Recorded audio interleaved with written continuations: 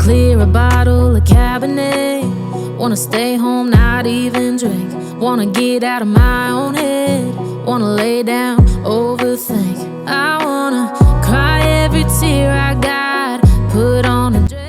রাধে রাধে, আমার আবার একটা ছোট্ট ব্লগে সবাইকে তোমাদের ওয়েলকাম। আজ কিন্তু তোমাদেরকে ভিডিওর শেষে একটা এত সুন্দর জায়গা দেখাবো, শেষে ঠিক না, মিডিল থেকে, যেখানে লোকেশনটা যে এত সুন্দর সেটা যে কলকাতার মধ্যেই আছে, আমি সেদিন না গেলে জানতেই পারতাম না।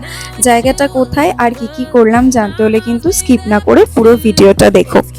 আমি সকাল সকাল তাড়াতাড়ি স্নান টান করে ছাদে জামা কাপড় মেলতে গেছিলাম। আর আমি যাওয়া মানে এই যে আমার পিছন পিছন এই বেটাও তো যাবে, তাই তাকে একটু ছেড়ে দিয়েছিলাম। ছাদে ঘুরে ঘুরে একটু তুলসী পাতা একটু ঘাস খাচ্ছিল, আর ওইদিকে আমারও জলখাবার রেডি হয়ে গেছিল। আজ কিন্তু একটা ছুটির দিন ছিল বলেই সকাল সকাল গরম লুচি আর সঙ্গে সাদা আলুর তরকারিও হয়েছিল।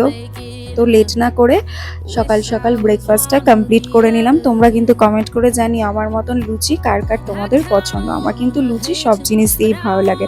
তো সকালের ব্রেকফাস্টটা শেষ করতে না করতেই ওদিকে দেখি বাইরে জোরে বৃষ্টি আসতে আরম্ভ করেছে। তো এটা দেখে আমি আবার ভাবলাম যে বিকেলে বেরোতে গিয়ে না কোনো সমস্যা হয়।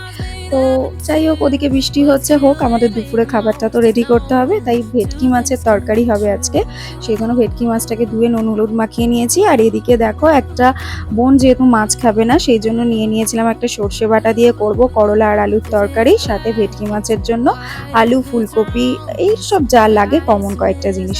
যেহেতু খুবই কমন একটা রেসিপি ছিল, তাই জন্য আলাদা করে কোনোভাবে শেয়ার করিনি। এক ঝলকে আমাদের দুপুরের লাঞ্চটা আজকে তোমাদের দেখিয়ে দিই। আলু আর ফুলকপি দিয়েছিল একটা বোনের নিরামিষ তরকারি, আর সেই আলু ফুলকপির তরকারির মধ্যেই কিন্তু আমরা মাছটা দিয়ে দিয়েছিলাম, ভেটকি মাছটা একটু ধনেপাতাও ছড়িয়ে দিয়েছিলাম যাতে ভালো লাগে। সাথে ছিল স্যালাড, আর এদিকে চাটনি, পাঁপড়, আর হ্যাঁ, বলতে ভুলেই গেছি, যেহেতু বোন মাছ খাবে না তাই ওর জন্য শুধুমাত্র 2 পিস পটল ভাজা করে নিয়েছিলাম। যেহেতু আমাদের এত কিছু ছিল তাই আর পটল ভাজাটা খুব একটা দরকার পড়েনি। তো দেখো, আজকের কিন্তু স্যালাডটা খুব সুন্দর করে আমি সাজিয়েছিলাম। অন্যদিন শুধু শসা আর পেঁয়াজ দিয়েই কাজ চালিয়ে দিই, তবে এই কদিন ধরে আমি ভেবেছি আমার প্রত্যেক দিনের খাবার তালিকায় এই গ্রিন স্যালাডটা আমি অবশ্যই রাখবো। আর ওদিকে দেখো, তোমাদের সাথে কথা বলতে বলতে আমার নিজের খাবারের প্লেটটাও সাজানো হয়ে গেছে। আর লুকটাই দেখো কতটা টেস্টি লাগছে। খুব খাবারটা সিম্পল হলেও, একদম ডেলি নর্মালের খাবারের হলেও কিছু দিন এই খাবারগুলোই খুবই ভালো লাগে।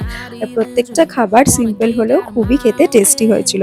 তাই জন্য আমি আর লেট না করে ঝটপট গরম গরম ভাত আর বাকি তরকারি দিয়ে দুপুরের লাঞ্চটা কমপ্লিট করে নিলাম, করে ঝটপট রেডি হয়ে গেলাম বিকেলে বেরোবো বলে। আর দেখো, রেডি হওয়ার পর তোমাদেরকেও একটা ফিট চেকের ভিডিও ঝপ করে দিয়ে দিলাম। ওদিকে আমার ভিডিও করতে করতে জিৎ কিন্তু আমার বাড়ির এখানে এসে আমাকে কল করে নিয়েছিল, তাই জন্য আর দেরি না করে দুজনে মিলে বেরিয়ে পড়লাম। হ্যাঁ, তবে আর একটা জায়গায়ও গেছিলাম, যেটার ভিডিও একটা ভিডিওর মধ্যে দিলে ভিডিওটা অনেক লং হয়ে যাবে, সেই জন্য আর একটার মধ্যে শেয়ার করলাম না, ওটা নেক্সট একটা ভিডিওয়ে দেবো। তো এদিনকে চলে গিয়েছিলাম নিউ টাউনের একটা জায়গায়, ইকো পার্কের গেট নাম্বার 6 ওখানে। দেখো রাস্তাটা কত সুন্দর মনে হচ্ছে না, একদম পাহাড়ের ভেতর দিয়ে রাস্তা দিয়ে যাচ্ছ। আর এই রাস্তাটা পেরিয়ে একটু ভেতরে গেলেই দেখতে পাবে লেকের পাশে এত সুন্দর বসার জায়গা। এখানে কোনো এসি ফ্যান তোমাদের কিচ্ছু লাগবে না, এত সুন্দর হাওয়া দেয়। আমরা ইজিলি বসে সারা দুপুর কাটিয়ে দিয়েছি। আর যেহেতু ফাঁকা রাস্তা ছিল তাই আমি একটু শখ করে বাইকটাও চালিয়ে নিয়েছিলাম। আর যেহেতু একটু ভয় পাচ্ছিল তাই ওকে আর বেশি ভয় না দেখিয়ে চুপচাপ বাইকটাকে ডাবল স্ট্যান্ড করে এখানে বসেছিলাম। আচ্ছা, এখানে কিন্তু দুপুর 2টোর পর আর কোনো এন্ট্রি করতে দেয় না। বাকি আরও যদি ডিটেলসে তোমাদের লোকেশন জানতে হয় তোমরা কমেন্ট করো, আমি অবশ্যই তোমাদের জানিয়ে দেবো। আর এই যে দেখতে পেলে যে টয় ট্রেনটা যাচ্ছে, এটা এসি নন এসি দুটোই আছে। যারা বাইক বা হেঁটে না আসতে পারে তাদের জন্য এটা টাকা দিয়ে একটা ঘোরার ব্যবস্থা। তারপর ওখানে আমরা টাইম স্পেন্ড করার পর ইভিনিংয়ের দিকে চলে আসছিলাম ফিরে বাড়ি। বাট জোরে খিদে পেয়ে গেছিলো, আর আমরা থাকলে তো খাওয়া দাওয়া হবেই, সেই জন্য দক্ষিণেশ্বর মেট্রোর পাশে একটা ম্যাকডোনাল্ডস খুলেছে, যেখান থেকে কিন্তু আমরা একটা কম্বো অর্ডার দিয়ে নিয়েছিলাম, যেটার প্রাইস ছিল 175। 2টো বার্গার, একটা ড্রিঙ্কস, একটা ফ্রাইস ছিল, তার সাথে কোল্ড কফিটা আমি এক্সট্রা নিয়েছিলাম। ব্যাস, আর এই তো এইভাবে খুনসুটি করে ভালোভাবে ঘোরাঘুরি করে টাইমটা আমার খুবই ভালো কাটলো। চলো দেখা হচ্ছে নেক্সট কোনো ব্লগে। Till then, tata.